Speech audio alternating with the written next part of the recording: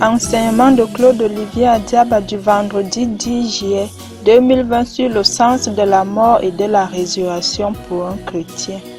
La vie de l'homme est traversée par des moments de gloire, d'épreuves, de souffrance, de maladie et de la mort.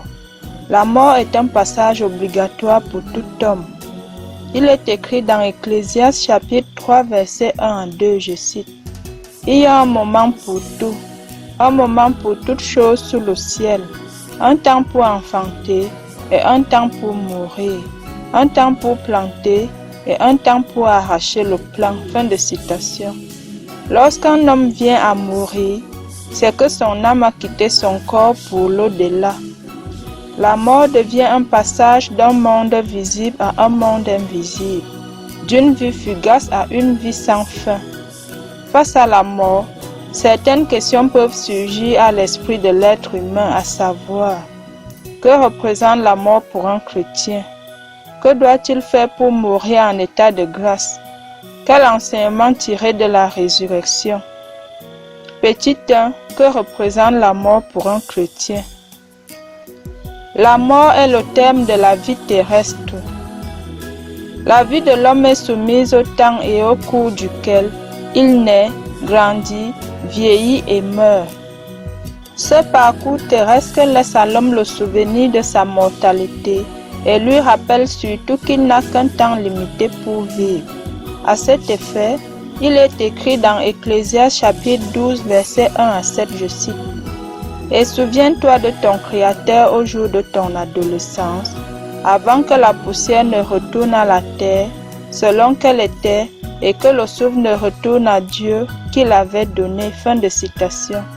C'est grâce au Christ que la mort trouve tout son sens dans la vie du chrétien. Saint Paul nous dit dans Éphésiens chapitre 1 verset 21 à 23, je cite. Car pour moi, certes, vivre c'est le Christ et mourir m'est un gain.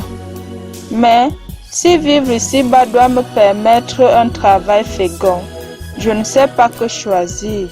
Je suis pris dans un dilemme. J'ai le désir de m'en aller et d'être avec le Christ. Et c'est de beaucoup plus préférable. Fin de citation. Dans la mort, Dieu appelle l'homme vers lui. C'est pourquoi le chrétien devrait éprouver envers la mort un désir semblable à celui de Saint Paul et peut transformer sa propre mort en un acte d'obéissance et d'amour envers le Père, à l'exemple du Christ. Saint Ignace d'Antioche ne dit-il pas dans la lettre de Saint Ignace d'Antioche aux Romains, chapitre 7, verset 2, je cite.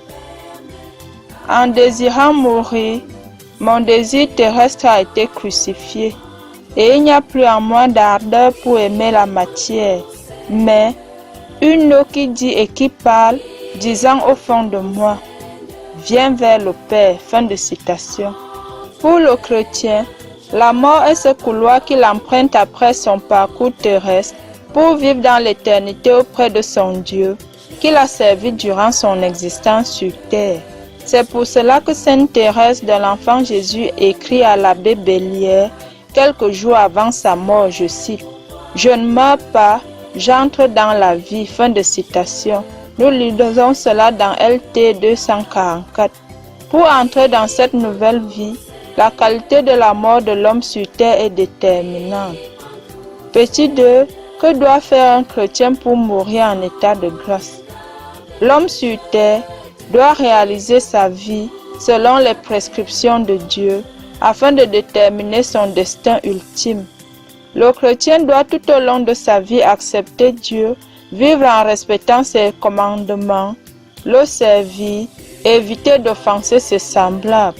Il doit mener une vie de vertu et de prière constante, entretenir l'âme avec ses valeurs spirituelles telles que la simplicité, l'humilité, la bonne humeur, le pardon, la tolérance, le respect, la gratitude, les bonnes manières, la discrétion.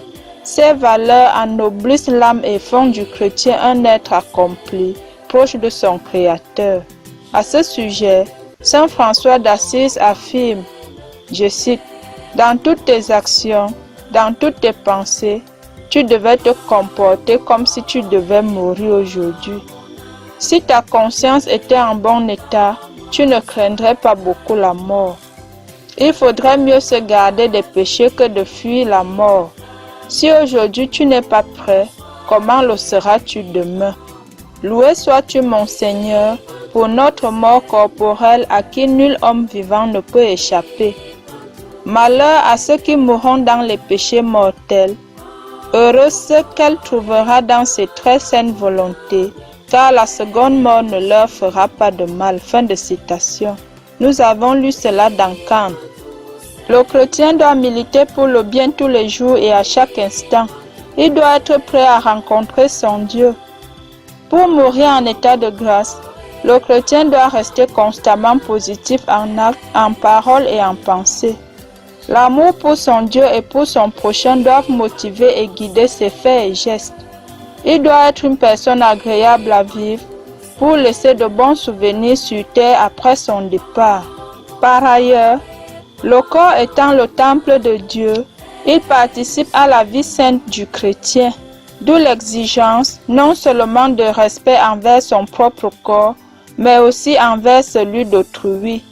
À cet effet, Saint Paul affirme dans 1 Corinthiens chapitre 6, versets 13 à 15, je cite, « Le corps n'est pas pour la débauche, il est pour le Seigneur, et le Seigneur est pour le corps.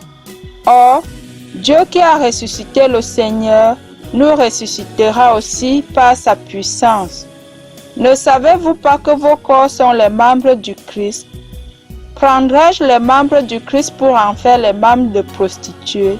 C'est non. » Fin de citation. Pour ceux qui meurent dans la grâce et l'amitié de Dieu, ils vivent toujours avec le Christ. Cette communion de vie est appelée le paradis. Petit 3. La résurrection. Quel enseignement pour le chrétien? La résurrection est le fondement de la foi du chrétien.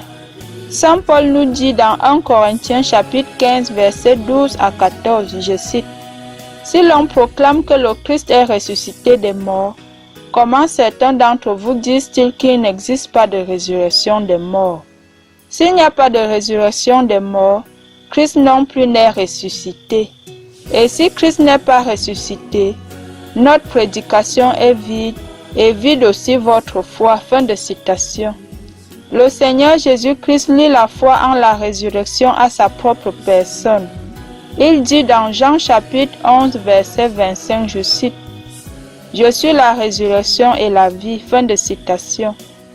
C'est Jésus lui-même qui ressuscitera au dernier jour ceux qui auront cru en lui. Être témoin du Christ, c'est croire à la résurrection des morts. L'espérance chrétienne à la résurrection est marquée par les rencontres avec le Christ ressuscité.